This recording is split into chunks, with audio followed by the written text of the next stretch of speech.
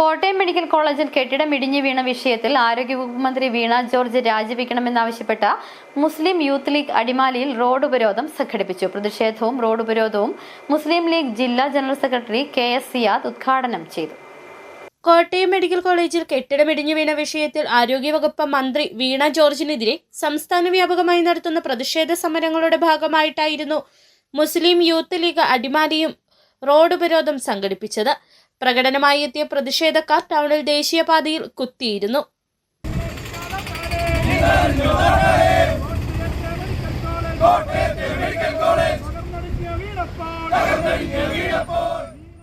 പ്രതിഷേധവും റോഡ് ഉപരോധവും മുസ്ലിം ലീഗ് ജില്ലാ general secretary KS Siyad ഉദ്ഘാടനം ചെയ്തു.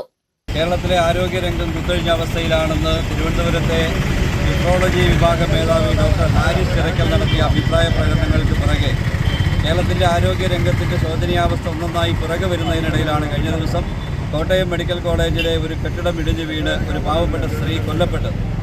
കേരളത്തിൻ്റെ ആരോഗ്യമന്ത്രി അവിടെ അങ്ങനെ ഒരു സംഭവം ഉണ്ടായിട്ടില്ല എന്ന് പറഞ്ഞ് സമർത്ഥിക്കാൻ ശ്രമിക്കുന്നതിനിടയിൽ ഒരു പാവപ്പെട്ട കുടുംബത്തിൻ്റെ ഏക അത്താണിയായ ഒരു സ്ത്രീയുടെ മൃതദേഹം കെട്ടിടാവശ്യങ്ങളിൽ നിന്ന് കണ്ടെടുക്കേണ്ട ഗതികേട് കേരളത്തിലുണ്ടായി.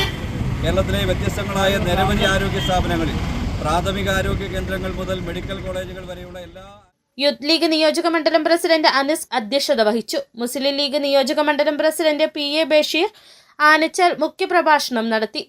KA Yunus, Haneefa Arakkal, TM Siddique, Aji Muhammad, Anas Ibrahim, JBM Ansar, അന്ത്രു അടിമാലി, MM നവാസ്, ഷെഫീഖ് പനക്കൽ, അനു പാലക്കാടൻ തുടങ്ങിയവർ സംസാരിച്ചു.